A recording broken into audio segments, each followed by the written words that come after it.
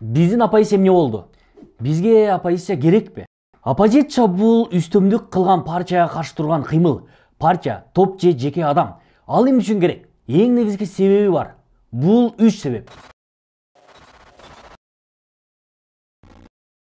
Бийлик өз ыйгарым укуктарынын кыянаттык менен пайдаланбашына каршы турган жана бизди жаман майзамдардан коргоо үчүн адамдар болушу керек. Мисалы, маалыматты манипуляциялоо жөнүндө мыйзам күчтүү оппозиция болбогондуктан 120 депутаттын 8 гана каршы добуш берди.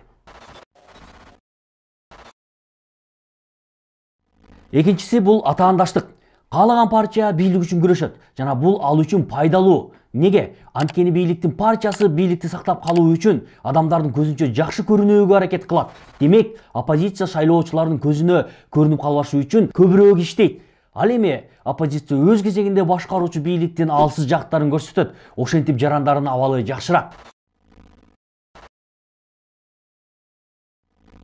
Үчүнчүсү, кыргыздар ар кандай көз караштагы жана баалуулуктагы ар башка адамдар.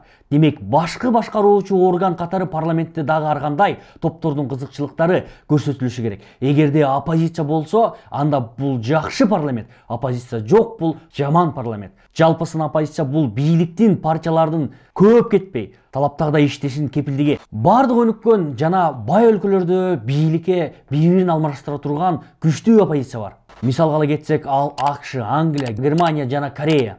Ал эми саясий жана экономикалык абалын эске алып, Кыргызстандагы оппозиция жөнүндө эмне айта алабыз? Туура. Бизде оппозиция жок. Муну 5-октябрдан бери уланып келе жаткан окуялар тастап турат. Оппозицияда жүргөн адамдар эми азыркы бийлик менен иштешип, жетектик кызматтарды ээлей башташты. Эмне үчүн бул өтө кооптуу абал? Күч бир тарапка бурула баштады. Бул көз караштардын тең салмактуулугун бузат. Азыркы бийликтин көйгөйлөрүн айта турган адамдар жок жана көз каранды болбогондор дагы жок. Бийликти узурпатчылоо жана аны кыянат менен пайдалануу коркунучу пайда болду. Ошондуктан эми оппозициялык блок түзүү зарыл. Сиздин оюңуз боюнча ага ким кире алат? Комментарийлерде ой пикириңиз менен бөлүшүңүз.